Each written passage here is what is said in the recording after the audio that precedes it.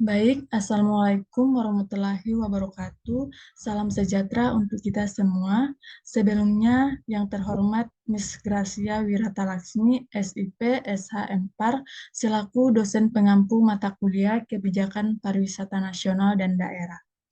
Perkenalkan, saya Monica dengan NIM 2253050048, kelas A2, Prodi S1 Pariwisata. Pada kesempatan ini, saya akan menjelaskan tentang studi kasus, teori atau konsep, dan analisis studi kasus. Baik, di sini saya mengambil studi kasus di Pantai Kuta Bali, di mana di Pantai Kuta Bali ini mengalami permasalahan oh, sampah plastik dan kayu yang membuat sampah tersebut dianggap kotor. Jadi Pantai Kuta Bali ini merupakan salah satu destinasi wisata terpopuler di Indonesia, namun popularitas ini membawa berbagai konsekuensi termasuk penumpukan sampah, polusi, dan degradasi lingkungan. Untuk mengatasi berbagai permasalahan tersebut, diperlukan kebijakan publik yang komprehensif dan terintegrasi. Nah, jadi di sini saya menggunakan konsep kebijakan publik untuk menganalisis studi kasus di Pantai Kuta Bali tersebut. Kebijakan publik merupakan serangkaian tindakan yang dilakukan atau tidak dilakukan oleh pemerintah yang berorientasi pada tujuan tertentu guna memecahkan masalah-masalah publik atau demi kepentingan publik. Tindakan tersebut dapat berupa keputusan, peraturan, program, ataupun proyek yang dibuat dan dilaksanakan oleh pemerintah. Nah, di sini ada unsur-unsur yang terkandung dalam setiap kebijakan publik. Yang pertama ada serangkaian tindakan, yang kedua dilakukan oleh seorang aktor atau pemerintah, atau sejumlah aktor pemerintah dan non-pemerintah. Yang ketiga adanya situasi problematik tertentu, dan yang keempat itu mempunyai tujuan tertentu atau senantiasa berorientasi pada kepentingan publik. Lanjut, di sini ada tahap-tahap kebijakan publik. Yang pertama itu ada penyusunan agenda. Jadi penyusunan agenda ini merupakan sebuah fase atau tahap dalam proses yang sangat strategis dalam realitas kebijakan publik. Nah, dalam proses inilah ada ruang untuk memaknai apa yang disebut sebagai masalah publik dan agenda publik yang perlu diperhitungkan. Yang kedua ada formasi kebijakan. Nah, jadi masalah yang sudah masuk dalam agenda kebijakan kemudian dibahas oleh para pembuat kebijakan. Nah, masalah-masalah tadi didefinisikan untuk dicari pemecahan masalah yang terbaik. Yang ketiga ada adopsi oh, adopsi atau legitimasi kebijakan. Nah, tujuan legitimasi adalah untuk memberikan otorisasi pada proses dasar pemerintahan. Yang keempat ada penilaian atau evaluasi kebijakan. Nah, jadi secara umum evaluasi kebijakan dapat dikatakan sebagai kegiatan yang menyangkut oh, estimasi atau penilaian kebijakan yang mencakup substansi, implementasi, dan dampak. Nah, masalah-masalah publik. Masalah didefinisikan sebagai suatu kondisi atau situasi yang menimbulkan kebutuhan atau ketidakpuasan pada sebagian orang yang menginginkan pertolongan atau perbaikan. Sementara itu, suatu masalah akan menjadi masalah publik jika melibatkan banyak orang dan mempunyai akibat tidak hanya kepada orang yang secara langsung terlibat, tetapi juga sekelompok orang yang secara tidak langsung terlibat. Jadi di sini saya mengambil studi kasus di Bali, di mana studi kasus yang saya ambil berkaitan dengan masalah publik yang akan saya analisis. Hari terakhir liburan tahun. Nah, di sini ada video mengenai studi kasus yang ada di Pantai Bali. Hari terakhir liburan tahun baru di Bali, para wisatawan mengeluh melihat sampah yang berserakan di Pantai Kuta. Para wisatawan kecewa dengan kondisi pantai yang dipenuhi sampah plastik dan kayu. Akibat volume sampah yang membludak, petugas kebersihan pantai kewalahan untuk mengangkutnya. Sehingga untuk sementara tumpukan di sepanjang pinggir pantai tempat para wisatawan bersantai. Tim kebersihan pantai dari Dinas Kebersihan Kabupaten Badung, Bali akan terus melakukan upaya pembersihan. Sampah yang dikumpulkan akan diangkut menuju tempat pembuangan sampah di Suwung, Denpasar.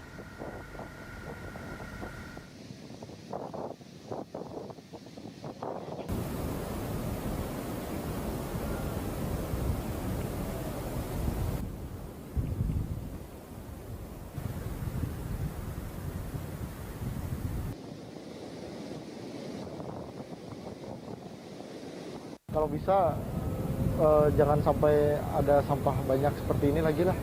Kasihan juga wisatawan yang udah datang jauh-jauh ke Bali, nggak dapat view pantai yang bagus seperti biasanya lah. Apalagi di tengah pandemi ini sepi kan,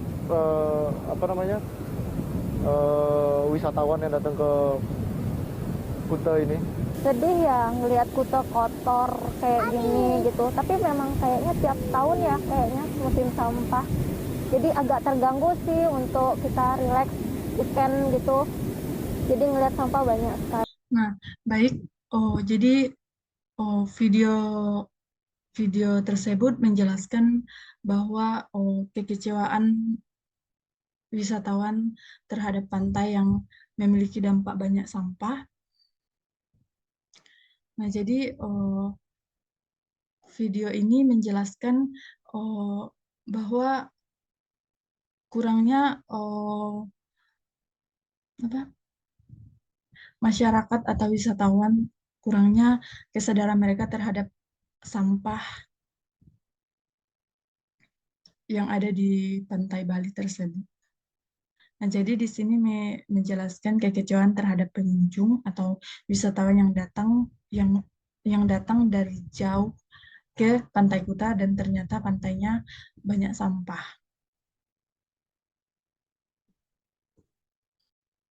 Nah, di sini ada dampak sampah terhadap masyarakat atau wisatawan di Pantai Kuta Bali. Jadi yang pertama itu ada dampak kesehatan.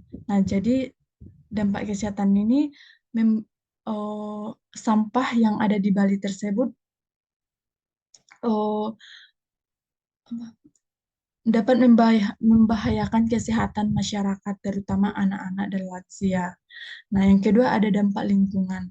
Dampak lingkungan ini di mana sampah yang mencemari laut dan pantai dapat merusak ekosistem laut dan pesisir yang berakibat pada kematian biota laut dan hilangnya sumber daya alam. Yang ketiga ada dampak keadaan sosial dan ekonomi. Jadi dampak sosialnya ini, penumpukan sampah dapat menimbulkan rasa tidak nyaman dan jijik bagi masyarakat yang tinggal di sekitar pantai. Hal ini dapat memicu konflik sosial dan keresahan di masyarakat. Nah, sedangkan dampak ekonominya itu, di mana Pantai Kuta Bali ini merupakan salah satu destinasi wisata utama di Indonesia. Nah, jadi akibat penumpukan sampah dapat merusak citra pantai dan menurunkan minat wisatawan untuk berkunjung. Nah, jadi hal ini dapat berakibat pada kerugian ekonomi bagi masyarakat yang bekerja di sektor ekonomi, di sektor pariwisata seperti pedagang, pemilik hotel dan agen perjalanan.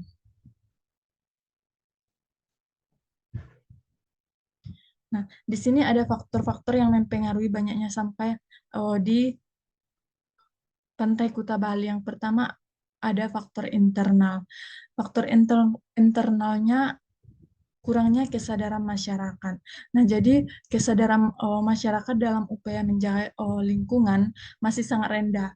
Nah, masyarakat masih menganggap bahwa permasalahan sampah adalah permasalahan yang sepele sehingga membuang sampah sembarangan adalah suatu yang wajar dan tidak akan menimbulkan permasalahan yang baik. Nah, sementara eh, dengan banyaknya sampah akan menimbulkan dampak yang tadi saya jelaskan, yaitu dampak kesehatan bagi masyarakat atau pengunjung yang berkunjung di Pantai Kuta Bali tersebut.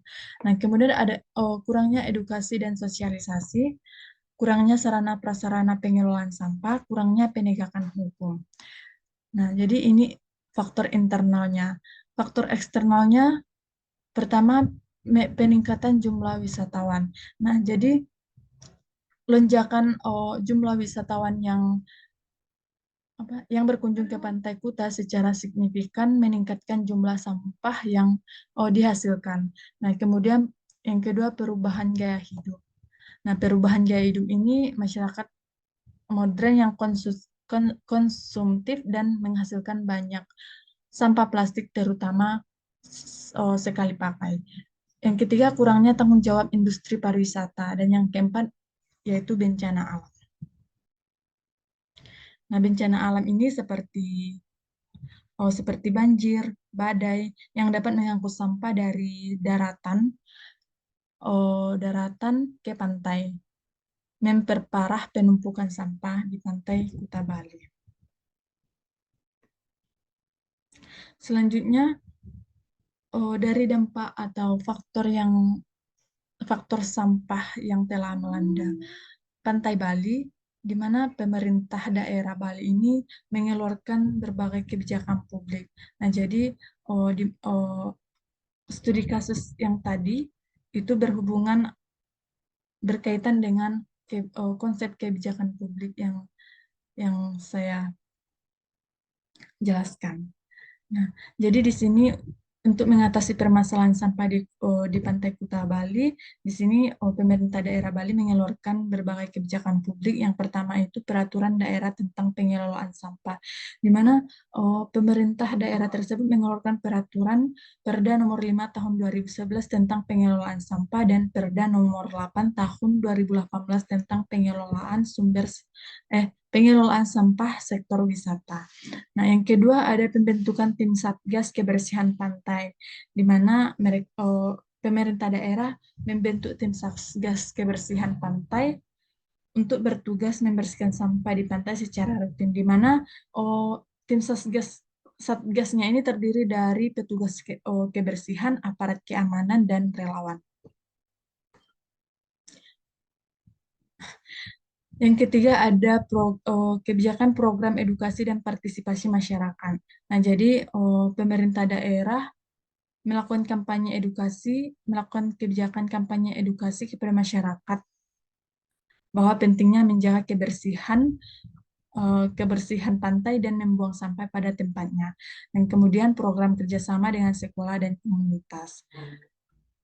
Yang keempat, meningkatkan fasilitas pengelolaan sampah.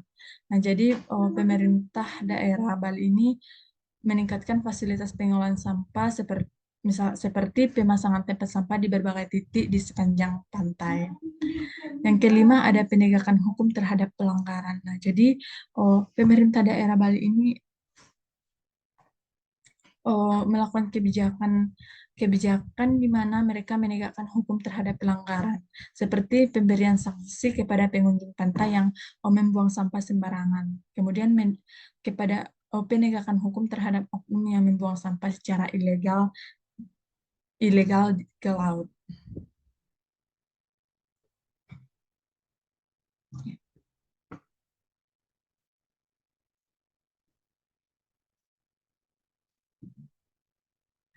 Nah, jadi di sini bahwa pantai tersebut sangat tidak baik untuk kesehatan maupun dari segi ekonomi, di mana dari dampak sampah tersebut Pantai Kuta Bali dicap buruk terhadap wisatawan atau pengunjung yang berkunjung ke Pantai Kuta Bali tersebut. Nah, makanya di sini eh, pemerintah daerah mengeluarkan kebijakan tersebut untuk untuk menangani sampah yang ada di Pantai Kuta Bali. Nah, jadi di sini kesimpulannya bahwa Pantai Kuta Bali ini memerlukan kebijakan publik yang komprehensif dan terintegrasi untuk mengatasi berbagai permasalahan yang ada. Nah, jadi konsep-konsep seperti pengelolaan sampah, pengendalian pencemaran, penataan kawasan pantai, dan peran masyarakat dapat menjadi acuan dalam perumusan kebijakan yang tepat dan efektif. Nah, sampah menjadi ancaman bagi sektor pariwisata yang merupakan sektor yang dilakoni oleh masyarakat. Nah, sampah ini merupakan tanggung jawab dari semua pihak. Oleh karena itu, peran aktif serta kesadaran dari semua pihak, yaitu pemerintah, swasta, masyarakat, serta wisatawan, perlu ditingkatkan untuk memerangi sampah guna menciptakan lingkungan yang bersih, indah, dan sehat, serta pariwisata yang berkelanjutan. Nah, jadi ini referensi yang saya ambil tentang kebijakan publik. Nah, baiklah, itulah tadi presentasi dari saya. Mohon maaf jika ada pengertian kata yang salah atau penjelasan yang kurang paham. Saya mohon maaf. Assalamualaikum warahmatullahi wabarakatuh. Selamat malam.